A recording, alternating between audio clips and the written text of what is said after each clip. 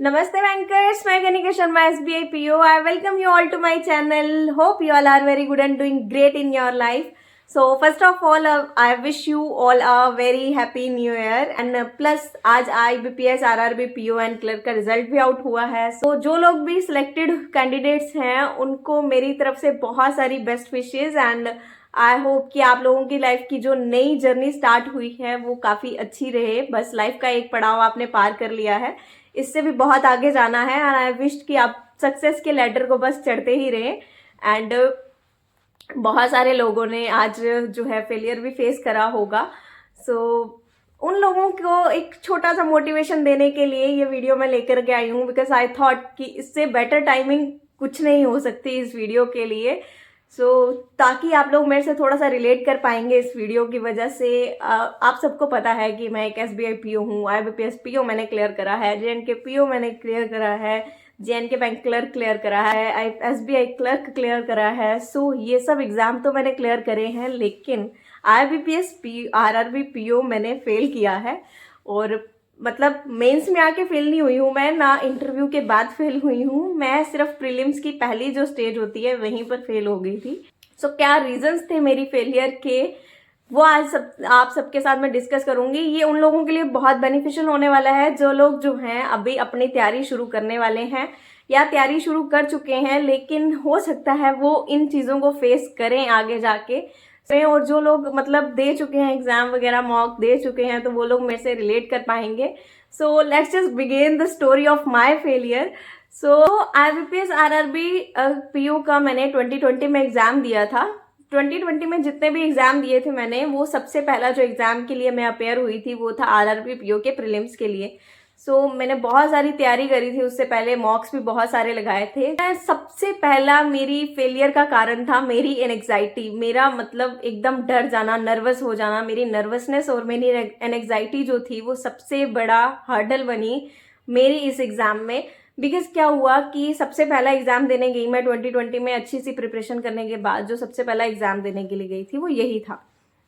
Environment exam का कैसा होता है मुझे कुछ मतलब खास आइडिया नहीं था.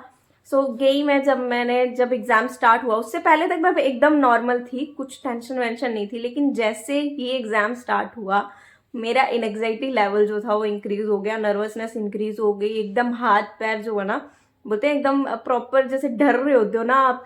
क्वेश्चन सॉल्व करते टाइम भी आप डर रहे हो, पढ़ते टाइम मतलब मुझे देख रही हूँ मैं, एकदम ऐसे ऐसे करके देख रही हूँ सिस्टम को. मतलब एकदम जैसे डर जाता है ना बंदा, वैसा हाल हो गया मेरा एकदम. थोड़ी देर के लिए तो 5-10 मिनट के लिए तो एकदम जैसे बोलोगे कि मैंने एकदम भूल ही गई कि मैं रियल एग्जाम देने के लिए आई हूँ, कोई मॉक टेस्ट भी नहीं चल रहा है. एकदम ऐसा हाल हो गया मेरा उसके बाद.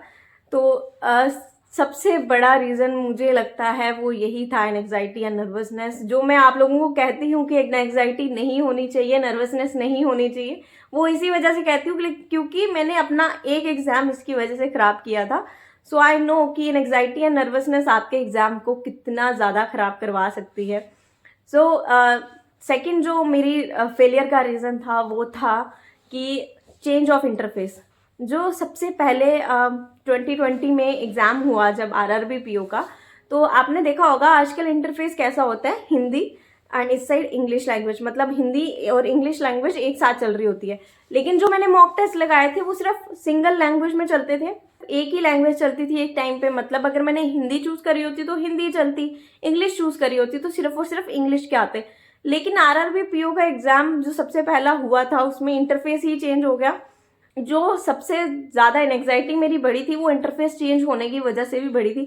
आई नो बहुत सारे लोगों को ये चीज़ बॉदर भी नहीं करी, पर मैं उस इंटरफेस को ही नहीं समझ पा रही थी. पहले तो ऑप्शंस भी आपने देखा होगा ना, अभी आजकल जो होता है कि दो ऑप्शंस आते हैं और सेंटर में एकदम होता है, जैसे अगर 1 है 2, मतलब एकदम ऐसे हो गई थी मैं, कंफ्यूज हो गई कि क्या हो रहा है, कैसे हो रहा है. मतलब एकदम जैसा होता है ना कि बंदा हथियार डाल दिए उसने कि अब तो ये मेरे हाथ से गया है.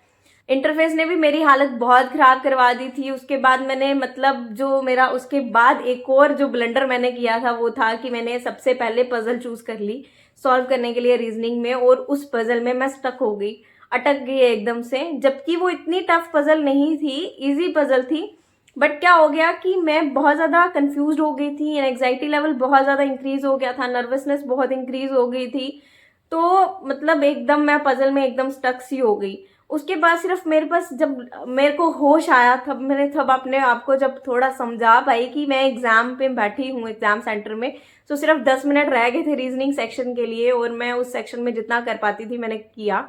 हार्डली मैं 10 to 15 क्वेश्चंस उसमें अटेम्प्ट कर पाई। उसके बाद क्वांट में मैंने अटेम्प्ट किए जितने कर सकती थी मैं। बट टोटल जो मेरा स्कोर बना था वो 43 स्कोर बना था। एंड नेचुरल था कि मैं उस एग्जाम को क्लियर नहीं कर सकती थी, बिकॉज इतना 43 अगर मेरा स्कोर था तो उसमें मेरी कुछ गलतियां भी होनी थी, नेगेटिव मार्किंग भी होनी थी। एंड मुझे मालूम हो गया था कि अब ये वाला एग्जाम मेरे हाथ से गया। सो जैसे ही मैं एग्जाम हॉल से बाहर आई, घर आई, एकदम शटर डाउन हो गई। इतना रोई मैं, इतना रोई कि मतलब मैंने अपनी लाइफ में क्या कर दिया कि मतलब मैं इतनी कॉन्फिडेंट थी कि मैं इस एग्ज़ाम को अच्छे से मतलब करके आऊँगी, ये देख लेना मम्मा मैं पेपर पास करने वाली हूँ, ऐसा वैसा घर पे इतना कुछ बोल के गई। और जब मैं घर आई एकदम रोना रोना रोना, मतलब हालत खराब।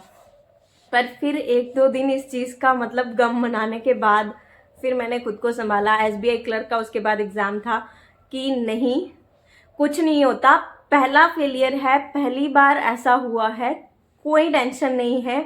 अब जो नेक्स्ट इसके बाद एग्ज़ाम आएंगे उसमें डरना नहीं है, नर्वसनेस नहीं लानी है।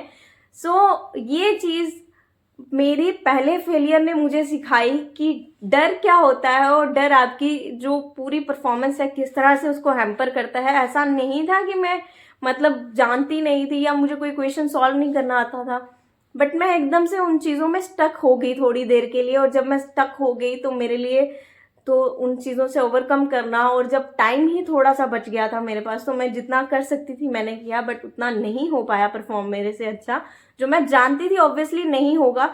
और रीजनिंग सेक्शन ही मेरी स्ट्रॉन्ग सेक्शन थी और मैं रीजनिंग में ही नहीं परफॉर्म कर पाई। तो क्वांट में मैं जितनी भी ट्राई करती, बैक ऑफ द माइंड मेरे वही चले जा रहा था कि मैं रीजनिंग में सिर्फ 10 to 12 क्वेश्चन अटेम्प्ट कर पाई हूँ, मैं क्या करूँ, कैसे होगा, ये नहीं होने वाला।